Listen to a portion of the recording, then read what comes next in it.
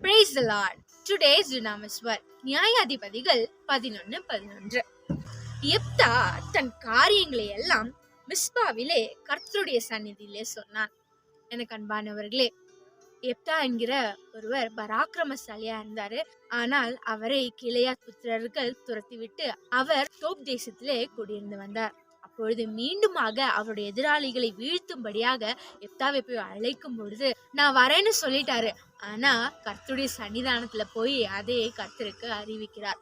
அதே போல இன்றைக்கு நீங்களும் நானும் எந்த ஒரு காரியத்தை செய்வதற்கு முன்பதாக கர்த்தருடைய சன்னிதானத்துல போய் அதை அறிவிக்கும் பொழுது கர்த்தர் நேர்த்தியா அந்த காரியங்களை செய்து முடிப்பாரு. கர்த்தர்கிட்ட எப்தா அறிவித்ததுனால அந்த யுத்தத்துல கர்த்தர் அவர்களை ஜெயிக்கும்படியாக கிருபை செய்தார். சத்துருக்களை வீழ்த்தும்படியாக அவர் கிருபை செய்தார்.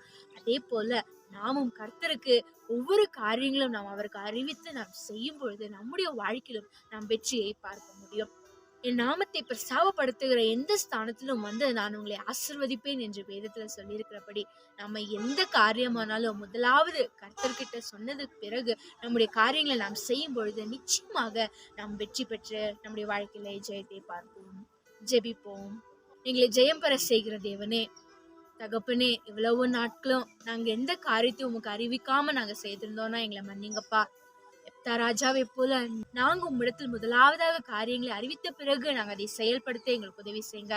அந்த ஞானத்தை எங்களுக்குள்ள வைங்க. இயேசுவின் நாமத்தில் பிதாவே, ஆமென்.